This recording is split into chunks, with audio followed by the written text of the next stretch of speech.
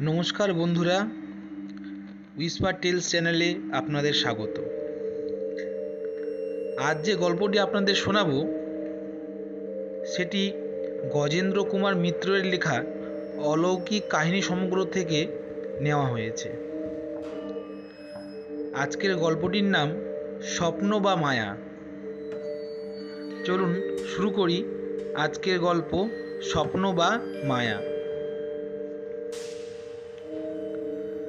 কলকাতা থেকে বেশ কিছুটা দূরে বিহারের একটি স্বাস্থ্যকর পার্বত্য গণ্ডগ্রাম কল্পনা করুন। স্থানীয় একটা বড় ধাতুর কারখানার জন্যই যা 12 মাস কিছু কিছু লোক থাকে, নইলে গরমে বা বর্ষায় খা খা করবার কথা। তাও কারখানার একটা নিজস্ব কলোনি আছে, সে একটা শহর বিশেষ। স্থায়ী কর্মচারীরা সেখানেই থাকেন। সেখানে ইলেকট্রিক আলোও আছে। আসল শহরে নেই, যদি অবশ্য শহর বলেন তাকে। মানে আমি যখনকার কথা বলছি তখন ছিল না, সম্প্রতি হয়েছে। এই জায়গায় ধুধু মাঠের ভেতর 35-36 বিঘের বাগান, তার মধ্যে একটি বড় বাংলো ও গুটি 2 আউট হাউস। কবে কোন মান্ধাতার আমলে বার্ড কোম্পানির কোন সাহেব এখানে এই বাড়ি তুলে অফিস কাম রেসিডেন্স বানিয়েছিলেন। আজও এটা তাই বার্ড কোম্পানির বাংলো বলে চলছে। এখন আর অতটা মাঠ নেই, চারিদিকে বেশ কখানি বাংলো হয়েছে। তার মধ্যে 2-1টাই স্থানীয় বাসিন্দাও থাকেন কেউ কেউ। খানিকটা সিনেমাও হয়েছে একটি, অর্থাৎ চেঞ্জার বাবুরা এলে পুজো থেকে ফাল্গুন চৈত্র মাস পর্যন্ত নিয়মিত একটা করে শো হয়। বাকি সময়টাই ওরা মধ্যে মধ্যে ফিলার দিয়ে দেখেন। 1-8 দিন লোক না হলে আবার বন্ধ রাখেন। সে সময় এসব কিছু ছিল না। বাংলোর চারিদিকে মাঠ, 2-1টা আগাছা, বহু দূরে দূরে 1-2 বাংলো, তাতেও সবসময় ভাড়া থাকে না। ওদিকে একটা ছোট্ট পাহাড়, সেখানে বেশ কটি প্রেমিক যুগল গলায় দড়ি দিয়েছে। আর এদিকে মানে পূব দিকে এগিয়ে এসে রেলের লাইন। লাইনের এ পাশে একটা বাংলো হয়েছে, তাতে লোক থাকে না। আর একটা টিন বাংলোয় একঘর উদ্বাস্তু পাঞ্জাবিরা এসেছেন। ওপারে একটি বাঙালির বাড়ি, লাল বাংলো নাম। সেইখানেই আমাদের উষা বৌদিরা ভাড়া থাকতেন, এক পাশের একটা অংশে। উষা বৌদিরা মানে বিধবা উষা বৌদি, তার অতি বৃদ্ধ শ্বশুর আর একটি চিররুগ্ন দেওর। বাকি বাড়িটা বাড়িওয়ালার অংশ, খালি থাকে প্রায় 12 মাস। এই লাল বাংলো ছাড়া এদিকে আর বাড়ি নেই। একটা ছোট্ট মুদির দোকান আছে, যা সকালে ঘন্টা 3-4 এবং বিকেলে ঘন্টা 2 খোলা থাকে। আর আছে একটা উড়িয়া ঠাকুরের পানের দোকান। সে দোকানের মালিককে ঘিরেও বেশ একটা রহস্যের জাল বোনা আছে। অনেক প্রবাদ, সে নাকি নানান রকম গুন্তু ও মন্ত্রতন্ত্র জানে। ঠাকুরটিকে এখানকার আদিবাসীরা বেশ ভয়ের চোখে দেখে। ঠাকুরের অধীনে নাকি গুটি কতক ভূত প্রেত আছে, ইচ্ছা মতো তাদের দিয়ে সে মানুষের অনিষ্ট করতে পারে। লাল বাংলার সামনে দিয়ে রাস্তাটা চলে গেছে ওই কারখানা শহরে। সে পথ ধরে বহু দূরে গেলে তবে 2-1টা বাড়ি দেখা যায়। অবশ্য এই লাল বাংলার পিছনে নদীর ধার ঘেঁষে বেশ একটা ঘন বসতি আছে, বাঙালির, আদিবাসীর এবং ভাগ্যান্বেষী কয়েক ঘর গোয়ালা ও মারোয়ারির। কিন্তু সে বেশ খানিকটা পেছনে, ডাকলে হঠাৎ কেউ বেরিয়ে আসার সম্ভাবনা নেই। এহেন বার্ড কোম্পানির বাংলোর এক আউট হাউসে থাকতেন বিধুবাবুরা। বিধুবাবুর বয়স তখন 90 পেরিয়েছে। তার ছেলেরা সবাই কৃতী।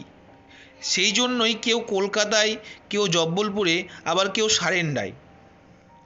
সেসব জায়গায় বিধুবাবুর শরীর ভালো থাকে না বলে তারা বাবাকে বাড়ি ভাড়া করে এখানে রেখেছেন। ছোট্ট ছেলে ভবেশবাবুর পয়সা বেশি, তিনি এখানে একটা জমি কিনে বাড়ি শুরু করেছেন, বাবার যাতে থাকার সুবিধে হয়। এই নিচু আউট হাউসটা বিধুবাবু বা তার ছেলেদের কারোরই পছন্দ নয়। নেহাত এই পাশের মাঠে বাড়ি হচ্ছে, কন্ট্রাক্টরদের হাতে ভার, তবু বিধুবাবু অল্প স্বল্প দেখাশোনা করতে পারবেন বলেই এখানে আছেন। এখানে তখন থাকেন বিধুবাবু, তার বয়স 92 কি 93। তার বড় ছেলের মেজো ছেলে কানাই, বয়স বছর 27। তার সদ্য বিবাহিতা স্ত্রী, বয়স 18-19। আর ভবেশবাবুর একটি মেয়ে রমলা, বয়স আরও কম, প্রায় 14-15। আর থাকে একটি বাঙালি চাকর, সেও খুব প্রবীণ নয়, বয়স 25 থেকে 30-এর মধ্যে। ঘটনাটা যেদিনের সেদিন সকালের গাড়িতে কানাই কলকাতা গেছে। পরের দিন তার একটা ইন্টারভিউ। সে ইঞ্জিনিয়ারিং পাশ করে বসে আছে, বিলাত যাবার ইচ্ছে। ইন্টারভিউটা সেই সম্পর্কিত। কাজ শেষ করে রাত্রের গাড়িতেই ফিরবে। একটা দিন চাকর রাখাল রইল। বিধুবাবু রইলেন, চালিয়ে নিতে পারবে না। বাড়িওয়ালাদের মালিও আছে একজন, তার অবশ্য এক্কেবারে পেছন দিকে ঘর। তবু বললে মূল বাড়িতে এসেও শুতে পারবে। কানাই যেদিন যায় তার আগের দিনই বিধুবাবু একটু জ্বর হয়েছে। তিনি সে কথাটা বলেননি, পাছে কানাইয়ের যাওয়ার বাধা পড়ে, কাজের ক্ষতি হয়। সামান্য সর্দি কাশি জ্বর, ও আপনি ভালো হয়ে যাবে। কানাই বাড়ি থেকে বেরিয়েছে ভোর 6টারও আগে। মেল ট্রেন ধরে চলে যাবে। তখনও মেল ট্রেন ওখানে ধরত। সকাল 7টায় নাতবউ কণা দাদা শ্বশুরের চা এনে ডাকতে গিয়ে দেখল তিনি কেমন অসহায়ভাবে চেয়ে আছেন। তার দু চোখ দিয়ে জল পড়ছে, কিন্তু কথা কইতে পারছেন না, উঠতে তো পারছেনই না। কণা ভয় পেয়ে রমলাকে ডাকল। দুজনে কোনো মতে ধরে ওঠাতে গেল, কিন্তু বৃদ্ধের দেহে নিজস্ব আর কোনো শক্তি নেই, ভারী হয়ে উঠেছে। অগত্যা শুইয়ে দিতে হলো। ওরা দুজনেই যথেষ্ট ভয় পেয়ে গেল। রাখালকে পাঠালো ডাক্তারের কাছে। রমলা ছুটে এসে উষা বৌদিকে খবর দিল, কাকিমা শিগগির একবার আসুন, দাদু কেমন করছেন। উষা বৌদিরও শ্বশুরের দায়িত্ব। 80 কবেই পার করেছেন ভদ্রলোক। দেওরটি বয়সও না হোক, অসুখে আরও অথর্ব। সকালে রান্না জল খাবার সবই আছে, স্নানের জল গরম করে দিতে হবে। বৌদি সেই কথাই বললেন। কেমন করে যাই মা বল, এদেরটা একটু গুছিয়ে নিয়ে যাচ্ছি। আর আমি তো ডাক্তার নই, আমি গিয়েই বা কি বুঝবো। যাই হোক, যা তুই, আমি একটু পরে যাচ্ছি। উষা বৌদির শ্বশুর কামিনীবাবুই ব্যস্ত হয়ে উঠলেন। বললেন, না বৌমা, আমাদের চাটা করে দিয়ে তুমি চলে যাও। দুটো ছেলে মানুষ, মেয়ে শুধু বাড়িতে, একজনের যাওয়া অবশ্য দরকার। ফিরে এসে দুটো ভাতে ভাত ফুটিয়ে দিতে পারো তো ভালো, নইলে ঘরে চিড়ে আছে, দুধ আছে, আমরা বেশ খেয়ে নিতে পারবো, তুমি যাও। উষা বৌদিও সেটা বুঝলেন। মানুষের এমন বিপদে গিয়ে দাঁড়াতে না পারলে মানুষ কিসের। তিনি চা জলখাবারই তৈরি করেছিলেন। ওদের খাইয়ে নিজেও 1 কাপ চা খেয়ে রওনা হয়ে গেলেন। তিনি যখন পৌঁছলেন তখনও ডাক্তার আসেননি। তিনি যা বুঝলেন, বৃদ্ধের অবস্থা খুবই খারাপ। হাত পা ঠান্ডা হয়ে গেছে, কপালে ঈষৎ চটচটে ঘাম, হাবরের মতো নিঃশ্বাস পড়ছে, দৃষ্টি স্তিমিত। উষা বৌদি আবারও রাখালকে পাঠালেন একবার ডাক্তারের কাছে, কিন্তু ডাক্তারও তো স্বাধীন নন। ভোর থেকে তার দৌড়েও বহু লোক ধর্ণা দেয়।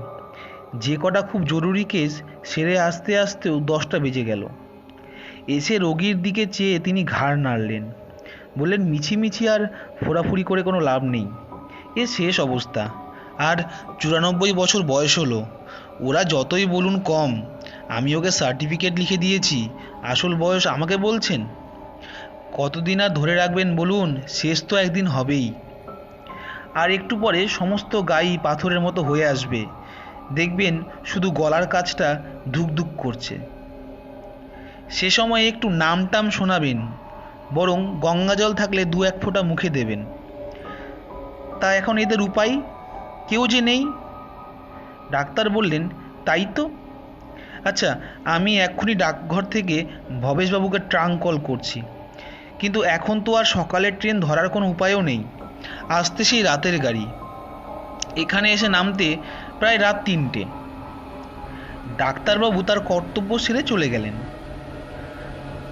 তার আর কি বা করার ছিল? তবু তো উপযাচক হয়ে ট্রাঙ্কল করার ভারটা নিলেন। উষা বৌদি পড়লেন ফাপড়ে। তার নিজেরও শরীর ভালো নয়, লো প্রেশার, উদ্বেগ উত্তেজনায় যথেষ্ট খারাপ। তার ওপর ছুটোছুটি করা তো এক্কেবারেই উচিত নয়। কিন্তু কী বা করবেন? এই দুটো বলতে গেলে বাচ্চা মেয়েকে ফেলে যাবেনই বা কেমন করে? কনাই দুজনের মধ্যে বড়, বিবাহিতা, কিন্তু এ বয়সে এখনকার হিসেবে তার হেসে খেলে বেড়াবার কথা। উষা বৌদি রোগীর কাছে বসলেন। রাখালকে বললেন, তুই যা হোক করে দুটো ভাতে ভাত ফুটিয়ে খাইয়ে দে বাবা, নইলে এদের আজ আর খাওয়াই হবে না।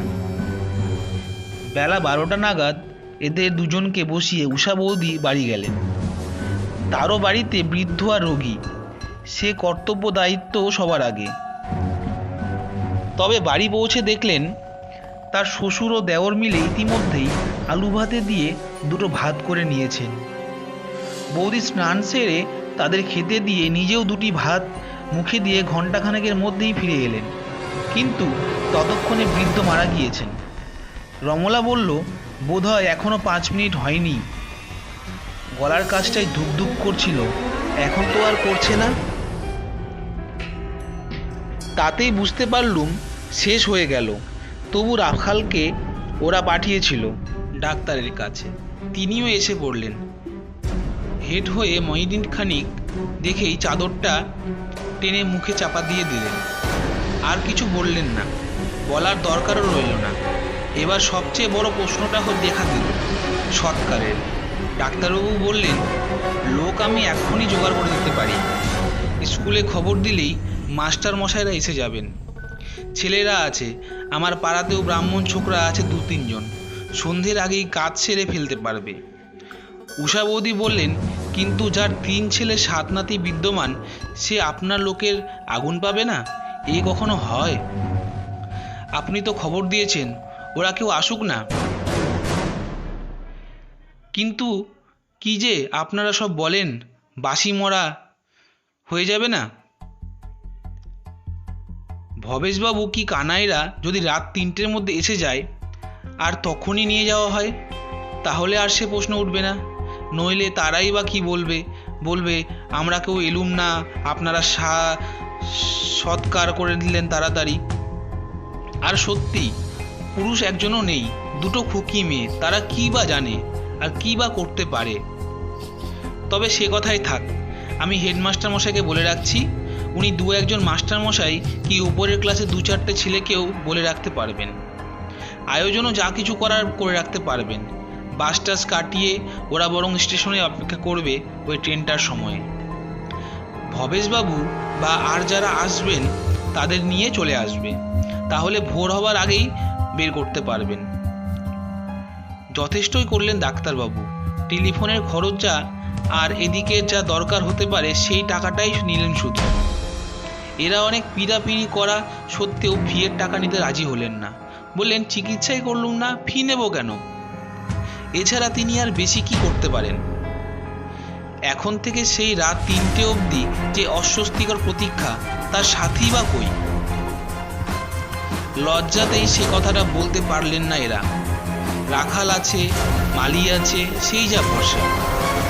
উষা বৌদি বিকেল 4টে নাগাদ রাখালকে দিয়ে চা করিয়ে খাওয়ালেন এদের। খাবারও কিছু তৈরি করতে বললেন। বললেন, সব যতক্ষণ না দাও হচ্ছে ততক্ষণ অসৌচ লাগে না, তোরা খেয়ে নে, কোনো দ্বিধা করিস নি। তারপর ওদের একটু খবর নিয়ে আসি বলে আর একবার বাড়ি এলেন। স্নান করে চা তৈরি করে খেয়ে এদের খাইয়ে রাত্রে চিরা দুধের ব্যবস্থা করে রেখে লাল বাংলোর বুড়ো মালিকে বাড়ির মধ্যে শুতে বলে আবার চলে এলেন। শ্বশুরমশাই বা তাড়াতাড়ি লাগিয়ে দিলেন, আরও বলে পাঠালেন, বৌমা তুমি যাও, আমরা ঠিক থাকবো, তার জন্য তুমি কিছু ভেবো না। ওদিকে কচি মেয়ে দুটো বোধ হয় এতক্ষণে ভয়ে কাঠ হয়ে গেল। বৌদিও ছুটতে ছুটতেই প্রায় এসে পৌঁছলেন, কিন্তু ফটকে ঢোকার আগেই কেমন যেন নিজের মনের মধ্যে একটা ধাক্কা খেলেন। জনবিরল মাঠে সেই প্রায় সন্ধ্যায় কোনো মানুষের দেখা পাবেন? ও বাড়ির মালি বা চাকর ছাড়া আশা করেন। দূর থেকেই দেখলেন ফটকের পাশের ঝোপ মতো গাছগুলির ছায়ায় কে যেন দাঁড়িয়ে কেমন সন্দেহজনকভাবে উঁকি মারছে। অন্যত্র এ দৃশ্য দেখলে চোর ভাবতেন, কিন্তু এখনো পর্যন্ত ও বস্তুটির তেমন বহুল প্রচলন হয়নি, মানে চুরির। তাই বুকের মধ্যেটাই অকারণেই একটু ছাদ করে উঠল। তবু তিনি আরো দ্রুতই এগিয়ে এলেন। কাছে এসে মানুষটাকে দেখে তার অজ্ঞাত আশঙ্কার ভাবটা বাড়লো, বই কমল না। এ তো পানওয়ালা ঠাকুর। ও লোকটা এখানে কি করছে? অমন চোরের মতো ছকছক করে বেড়াচ্ছেই বা কেন? বুকের মধ্যে গুড়গুড় করছে, যেন ঢেকির পাড়ে পড়ছে ভয়ে। তবু জোর করেই সহজ হবার চেষ্টা করলেন বৌদি। প্রশ্ন করলেন, ঠাকুর কি মনে করে এখানে? সহজ হওয়া এ অবস্থায় অবশ্য সহজ নয়।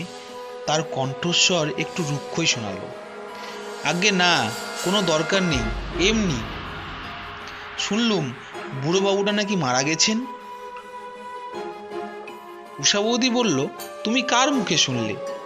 এবার স্পষ্টই সন্দিগ্ধ হয়ে ওঠে বৌদির গলা। কে যেন বলছিল মা, কত বাবুই তো আসে দোকানে সিগারেট কিনতে, তাই বলি যে যাই খবর নিয়ে আসি, যদি লোকজনের দরকার হয়। ব্রাহ্মণ তো, আমরাও ব্রাহ্মণ, আমাদের এটা দায়িত্ব। উষা বৌদি বলল, না, তেমন দরকার হবে না, লোকজনের ব্যবস্থা হয়ে গেছে। বাবুর ছেলে নাতি কি এসে পৌঁছালেই নিয়ে যাওয়া হবে। আর কোনো কথার অবকাশ না দিয়ে উষা বৌদি ঠাকুরের মুখের উপরই ফটকটা বন্ধ করে ভেতরে চলে গেলেন। তখনও দিনের আলো বেশ আছে, তবু দেখা গেল কণা এরই মধ্যে হ্যারিকেন জেলে ঘরে ঘরে আলোর ব্যবস্থা করে ফেলেছে। বৌদিকে দেখে ওরা মনে বল পেল, কিন্তু তিনি কাকে দেখে পান? বিশেষ সন্ধ্যা যত গভীর হয়ে আসতে লাগলো, বাগানের দৈত্যদানর মতো বড় বড় গাছগুলোর ছায়ায় অন্ধকার যত জমাট বাঁধতে লাগলো, আকাশের গা থেকে দিনের শেষ চিহ্নটুকু মুছে গিয়ে একে একে তারার চুমকি ফুটে উঠল। ততই লো প্রেসারের রুগী উষা বৌদির বুকের বল ও মনের জোর কমে আসতে লাগলো। বুকের মধ্যে যেন ঢেকির পার পড়েছে তার। ফলে মৃতের বাড়ি কিছু খাবেন না মনে মনে এমনই একটা অস্পষ্ট সংকল্প থাকা সত্ত্বেও রাত 8টা নাগাদ রাখালকে দিয়ে 1 কাপ চা করিয়ে খেলেন। অবশ্য এদের বিস্তর অনুরোধ সত্ত্বেও আর কিছু খেতে রাজি হলেন না। ওরাও সন্ধ্যার আগেই যা একটু খেয়ে নিয়েছিল চায়ের সঙ্গে, আর কিছু খেলো না। এবার শোবার পালা। মেয়েরা ঠিক করেছিল জেগে বসে থাকবে রাতটা, যতক্ষণ না পুরুষরা আসে। কিন্তু উষা বৌদি নিষেধ করলেন, বললেন, ওরে সে বড় বিশ্রী, তাতে শরীরের কষ্ট, আর যত রাত বাড়বে তত ভয় পাবি। এই জঙ্গল চারিদিকে, এমনিতেই ভয় ভয় করে, তার চেয়ে যা হোক একটা কিছু পাত এখানে, একসঙ্গে সকলে শুয়ে পড়ি। রাখাল বরং পাশের ঘরে শুক, আর মালিটা যদি বারান্দায় শয় একটু বলে দেখতো। কণা ভয়ে ভয়ে বলল, কাকিমা, আমরা যদি সবাই পাশের ঘরেই শুই, এটা বন্ধ করে রেখে? বৌদি বলল, না রে, এটা উচিত হবে না। এমনিতেই বলে একজন মরা ছুঁয়ে বসে থাকা উচিত, তা তো হলোই না। একেবারে ঘর খালি রাখা ঠিক হবে না, এ ঘরে কারো থাকা দরকার। সেই মতোই ব্যবস্থা হলো। মালি ঝেড়ে জবাব দিল, আমি ওখানে গিয়ে শুতে পারবো না, আমি আমার ঘরেই থাকবো, কোনো দরকার পড়লে ডাকবেন। বাবুরা এত বড় বাড়িটার ভার আমার হাতে ছেড়ে দিয়েছেন, আমি কি করে ওখানে যাই বলুন? রাখালের সে অজুহাত নেই। সে পাংশু মুখে ঘাড় নাড়ল। বিছানাও একটা পাতলো পাশের ঘরে, কিন্তু পরে জানা গিয়েছিল সেখানে সে শয়নি। এরা শুয়ে পড়তে নিঃশব্দে উঠে গিয়ে মালির ঘরে তার সঙ্গে শুয়েছিল। এরা মাঝের দরজাটা অর্থাৎ রাখালের দিকেরটা খুলে রেখে বাইরেরটা বন্ধ করে শুয়ে পড়লেন। নানান রকম মুখরোচক প্রসঙ্গ আলোচনা হলেও না জেগে থাকা যায়, কিন্তু মৃতদেহ সামনে রেখে হালকা কোনো প্রসঙ্গ তোলা ভালো দেখায় না। দু একটা প্রাসঙ্গিক কথা মাত্র উঠল, তাও আস্তে আস্তে চাপা গলায়। তেমন কথা কিছু অফুরন্ত নয়। ক্রমে সকলেই চুপ করে গেল। মেয়ে দুটো ঘুমিয়েই পড়ল, শেষে বৌদিও।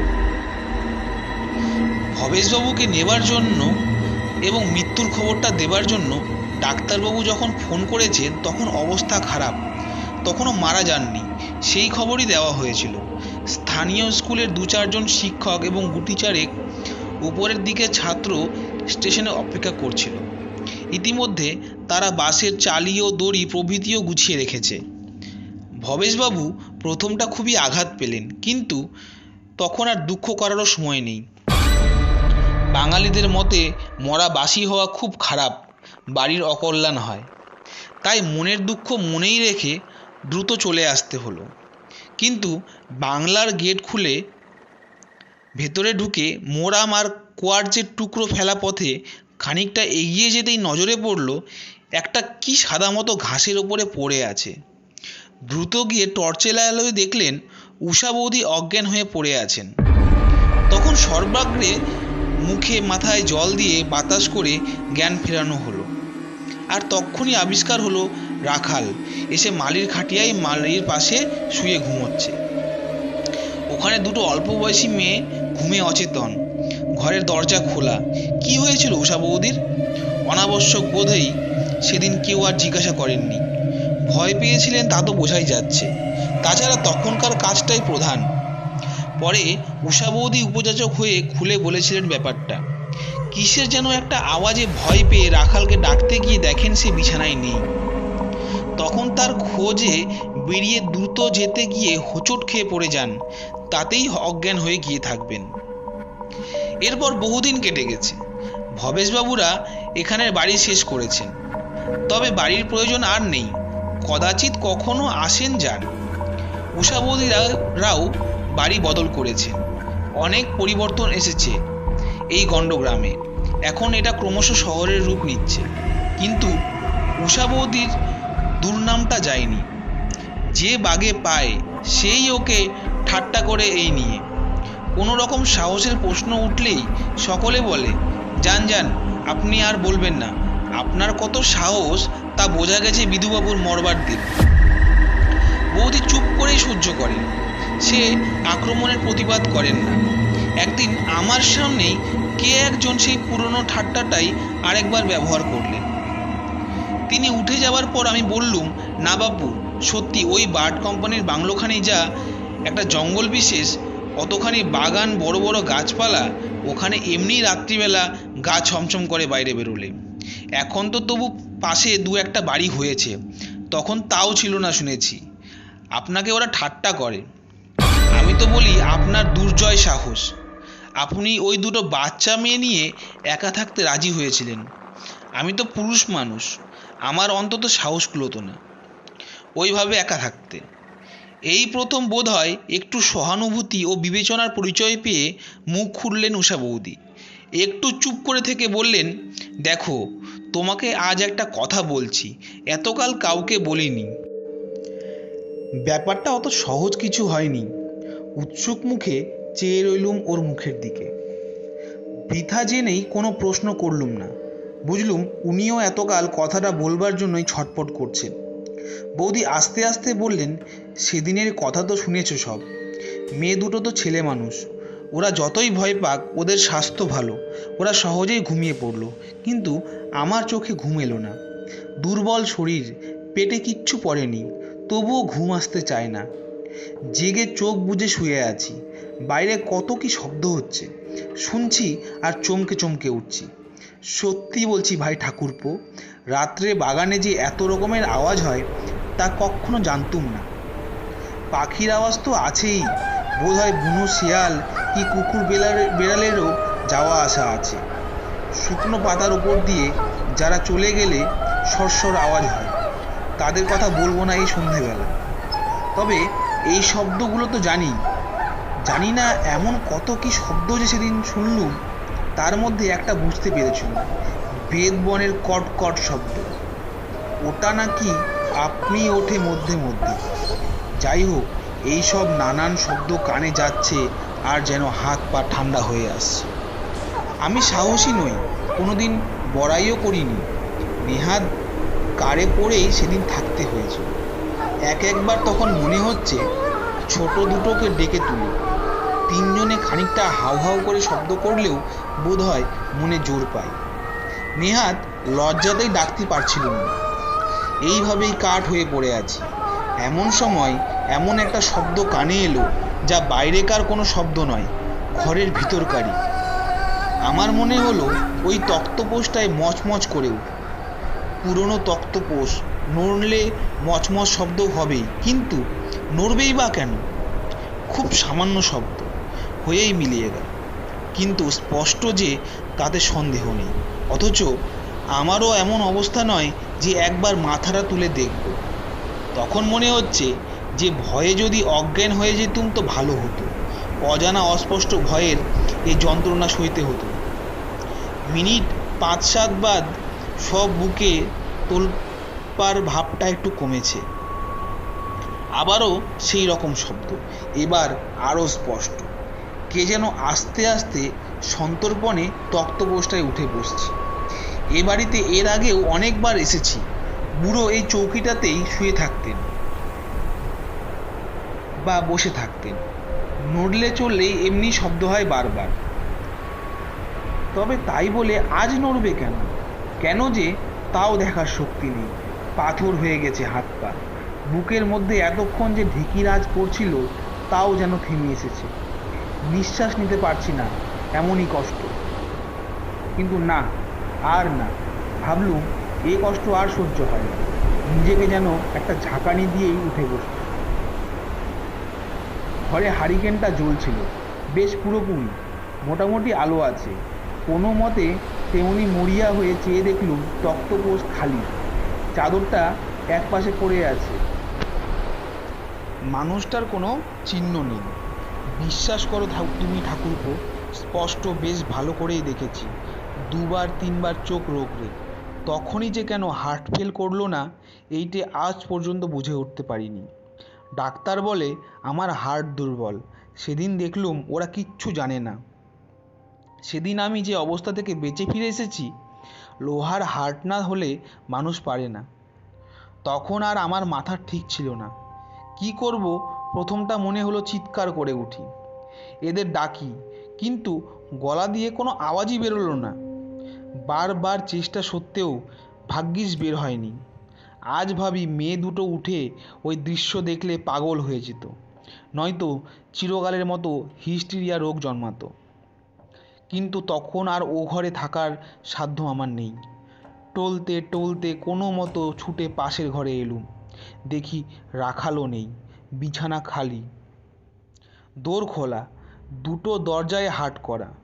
টর্চ খুঁজে দেখব কি আলোটা তুলে নেব, এসব কোনো শক্তি ছিল না আমার। মাথাতেও কিছু আসছিল না। কি করছি, কি করব, কিছুই জানি না। সেইভাবেই টলতে টলতে বেরিয়ে পড়েছি। বোধ হয় এখন মনে হচ্ছে মালির ঘরের কথাটাই অস্পষ্টভাবে মনের মধ্যে ছিল। তবে একটা রক্ষে, বাইরেটা তত অন্ধকার নয় যতটা আমি ভেবেছিলুম। সেটা যে শুক্লপক্ষ যাচ্ছে আমার খেয়াল ছিল না। সপ্তমী হবে কি ষষ্ঠী, তখনও চাঁদ পুরোপুরি অস্ত যায়নি। তখনও একটু আধটু আলোর রেখা লম্বা ইউক্যালিপটাস গাছগুলোর মাথায় লেগে তারই একটা আবছা আলোর আভাস নিচেও এসে পড়েছে। তাতে আর কিছু না হোক, কোয়ার্টজের সাদাটে রাস্তাটা দেখা যাচ্ছে। অবশ্যই সে আলোর সুবিধেও যেমন অসুবিধেও তেমনই। আলো আধারিতে চারিদিকের গাছেই মানুষ দেখছি। বিশেষ সাদা ইউক্যালিপটাস গাছগুলো তো আরও ভয়াবহ। তার ওপর যেমন বাইরে পা দিয়েছি, কোথা থেকে এক ঝলক বাতাস উঠল। চারিদিকের গাছপালাগুলো যেন একসঙ্গে ফিস ফিস করে কি বলে উঠল, যেন সাবধান করে দিতে চাইলো আমাকে। আর হেসো না ভাই। সেই মুহূর্তে আমার মনে হলো যে হাওয়া নয়, কার একটা নিঃশ্বাসই বয়ে গেল, অশরীরী কোনো আত্মার। তখন আর আমার কোনো হুঁশ নেই। দিক বিদিক জ্ঞানশূন্য হয়েই ছুটেছি। এখন ঠিক বলতে পারছি না, তবে মনে হয় ফটকের দিকেই ছুটেছিলুম। হয়তো মালিকে ডেকে তুলব বলে, কিন্তু খানিক দূরে গিয়েই মনে হলো পথের ওপরই তো একটা মানুষ দাঁড়িয়ে, আমার দিকে পেছন ফেরা ফটকের দিকে মুখ। সেও যেন ওই ফটকের দিকেই চলেছে। প্রথমটা মনে হয়েছিল চোর, সে ওই এক লহমার জন্যেই, যেন একটু ভরসাও হয়েছিল সেই কারণে। কিন্তু তারপরই মনে হলো এখানের চোর তো এমন ফর্সা জামা কাপড় পরে না। আর সঙ্গে সঙ্গেই মনে হলো এই ধুতি, এই গেঞ্জি, এই চলার ধরনটাও যেন আমার বিশেষ পরিচিত, ওই বৃদ্ধের মতোই। আর আমি থাকতে পারলুম না। লোকে বলে মরিয়ার সাহস, আমারও বোধ হয় সেই রকম একটা কিছু হয়ে থাকবে। খুব চেঁচাবার চেষ্টা করলো, তেমন গলার আওয়াজ বেরোলো না। তবু একটা শব্দ হলো, বলে উঠলুম, দাঁড়ান। সঙ্গে সঙ্গেই এতক্ষণ পরে মনে পড়ে গেল ইষ্টমন্ত্রের কথা। গুরুদেব বলেছিলেন, বিপদে সংকটে রোগে ভয়ে সকল অবস্থাতে স্মরণ করো, সব সময় সব ভয় বিপদ কেটে যাবে। সে কথাটাও মনে পড়ল। মনে মনে একবার সে মন্ত্র উচ্চারণ করে নিয়ে আবারও বললুম, দাঁড়ান। আপনি যদি বেঁচে থাকেন তো আমার সঙ্গে কথা বলুন, এমন করে সকলকে মিথ্যে ভয় দেখাবেন না। আর যদি দৈহিক নিয়মে মৃতই হন, দয়া করে আপনার বিছানায় গিয়ে শুয়ে পড়ুন। আমার ইষ্ট দেবতার নাম করে বলছি, বাইরে যাবার চেষ্টা করবেন না, আমাকে ভয় দেখাবারও না। আমি মনে মনে আমার ইষ্টমন্ত্র স্মরণ করে যাচ্ছি। আমার অনিষ্ট করার সাধ্য আপনার নেই। এখন এক একবার মনে হয় ঠিক এতগুলো কথা গুছিয়ে সত্যি বলতে পেরেছিলাম কি না তা সন্দেহ। তবে তখন ঠিকই মনে হয়েছিল যে বললুম। অন্তত আমার কথা তার কানে পৌঁছেছিল। তিনি আগেই থেমে দাঁড়িয়ে পড়েছিলেন। এবার আস্তে আস্তে ফিরলেন আমার দিকে। দেখার অসুবিধে হলো না, ঠিক সেখানটায় কি এক বিচিত্র কারণে খানিকটা আলো এসে পড়েছিল গাছের ফাঁক দিয়ে। সত্যি বলছি ঠাকুরপো, তুমি বিশ্বাস করো, এমন ভয়ঙ্কর মূর্তি আর কখনো দেখিনি, কল্পনাও করতে পারিনি। বিধুবাবু ঠিকই, কিন্তু সেই সৌম্য শান্ত বৃদ্ধ ভদ্রলোকটি কোথায়? বিধুবাবুর সামনের কটা দাঁত তখনও ছিল, দাঁতগুলো একটি বড় বড়। এখন দেখলাম ওপর নিচের ঠোঁটগুলো কেমন যেন গুটিয়ে ছোট হয়ে গিয়েছে। এর ফলে দাঁতগুলো বীভৎসভাবে বেরিয়ে পড়ছে। ছেলেবেলায় এক ডাক্তারখানায় কঙ্কাল দেখেছিল, সেই রকম দাঁত বের করা মনে হলো। আর সেই সঙ্গে চোখ দুটো বিস্ফারিত, স্থির, যে কোটরগত চোখের সঙ্গে আমাদের পরিচয় ছিল। সে চোখ এ চোখ নয়, এ কোনো মানুষের দৃষ্টিও নয়। ঠিক সেই মুহূর্তেই মনে হলো যেন ফটকের বাইরে কে ভেসে উঠলে। কৌতুকের কি ব্যঙ্গর তা জানি না, শুধু এইটুকু মনে আছে, হাসিটা যেন কেমন কেমন, কতকটা অপ্রাকৃত গোছের। আমার বাসার সামনে সামনে যে পানের দোকানটা ছিল, তার মালিককে ওই রকমভাবে হেসে উঠতে শুনেছি। তারপরেও কয়েকবার, যতবারই শুনেছি, মুখের মধ্যেটা যেন আতঙ্কে ছ্যাঁক করে উঠেছে। আর আমি সামলাতে পারলুম না নিজেকে। ইষ্টমন্ত্র জপ করতে গেলুম বেশ চেঁচিয়ে, কিন্তু কোনো শব্দই আর গলা দিয়ে বেরোল না। সব এলাকার ঝাপসা হয়ে গেল চোখের সামনে। তারপর আর কিচ্ছু মনে নেই। এক্কেবারে যখন জ্ঞান হলো, দেখলুম ভবেশ ঠাকুরপো, সত্যবাবু এবং সতীশ সবাই মুখের ওপর ঝুঁকে রয়েছেন উদ্বিগ্ন হয়ে। এই পর্যন্ত বলে চুপ করে রইলেন উষা বৌদি। দেখলুম তার মুখে তখনও এতদিন পরেও একটা গভীর আতঙ্কের ছায়া। আমি বললুম, আসলে ভয় পেয়েছিলাম খুব। ঘুম হয়নি তো, এটা ওটা নানা শব্দে নানান রকম ভয়াবহ ব্যাপার কল্পনা করেছেন, তাই থেকেই ওই অবস্থা হয়েছে, হ্যালুসিনেশন দেখেছেন। উষা বৌদি প্রবল কোনো প্রতিবাদ করলেন না, বরং সাই দিয়েই বললেন যেন তাই হয়তো হবে, কিন্তু একটা সমস্যার কোনো মীমাংসা আজ পর্যন্ত খুঁজে পাইনি। কাউকে বলিওনি অবশ্য এতদিন, আজ তোমাকে বলছি। যখন জ্ঞান হলো, ওদের সঙ্গেই এসে ভিতরে ঢুকলি। তখনই ঠিক ও ঘরে ঢুকতে দেননি ওরা, কিন্তু বিছানা থেকে নামবার সময় আমি ঘরে গিয়েছিলাম। কি দেখলুম জানো? দেখলাম বৃদ্ধ এমনি পড়ে আছেন, গায়ের ওপরে যে চাদরটা নেই। আমি যাওয়ার আগে যেমন দেখে গেছি সেইভাবেই একপাশে পড়া, ঠিক যেমন কেউ গা থেকে সরিয়ে উঠে গেলে যেমন হয় তেমনই। আর ডাক্তারবাবু যখন চাদর টেনে ঢেকে রেখে যান, চোখটা একটুখানি আধ খোলা ছিল, মুখও প্রায় বোঝা। এখন দেখলুম সেই যেমন ফটকের কাছে আবছা আলোতে দেখেছিলুম, ঠেলে বেরিয়ে আসা দৃষ্টি আর ঠোঁটগুলো কেমন যেন গুটিয়ে গিয়ে বড় বড় দাঁত খিঁচানোর ভঙ্গিতে বেরিয়ে আছে কঙ্কালের মতো, ভুল দেখিনি। কারণ পরে ওটা নিয়ে সে সময় ঘরে যারা ছিল তারা আলোচনা করেছে। সেদিনও সত্য মাস্টারমশাই বলছিলেন ওই রকম ঠোঁট গুটিয়ে যাওয়া নাকি তিনি আর কখনো দেখেননি। কনারা ছেলে মানুষ, আর তখন কারোরই মাথার ঠিক নেই। অতগুলো লোক হঠাৎ এসে পড়েছে, কাঁচা ঘুম ভেঙে আমার ওই খবর শুনেছে। এতক্ষণ ওরা খোলা ঘরে ঠিকই শুয়েছিল, কিন্তু এখন তো ওরা ভয় পাচ্ছে। যদিও তখন ঘটনাটি অতীতে পরিণত হয়েছে, অনিষ্ট কারোর কিছু হয়নি এও ঠিক, তবু এত লোকের মধ্যেও যে ভয় পেয়ে বসবে এও স্বাভাবিক। কেউই তা লক্ষ্য করেননি চাদরের ব্যাপারটা, নইলে ওরাও সাংঘাতিক ভয় পেত। আমিও আর মনে করিয়ে দেইনি, দিলে এরপরে আরও বাড়িতে রাত্রে কেউ থাকতে চাইতো না। এখন আর কি জবাব দেবে দাও? এই দুটো ব্যাপারের জবাব আমি কিছু দিতে পারিনি, সেদিনও না, আজও না, তারপরেও না। আজকের গল্প আমরা এখানেই শেষ করছি। সকলকে অনেক ধন্যবাদ আমাদের পাশে থাকার জন্য। আপনাদের যদি এই গল্পটি ভালো লেগে থাকে আপনারা অবশ্যই লাইক, কমেন্ট, শেয়ার করবেন এবং সাবস্ক্রাইব অবশ্যই করবেন। সাবস্ক্রাইব করার সাথে সাথে পাশের বেল আইকনটি অন করে দেবেন আমাদের পরবর্তী গল্পগুলি পাওয়ার জন্য। আমাদের গল্প বলতে যদি কোনো রকম ত্রুটি হয় আমি আপনাদের কাছে ক্ষমা চাইছি, আপনারা ক্ষমা করে দেবেন।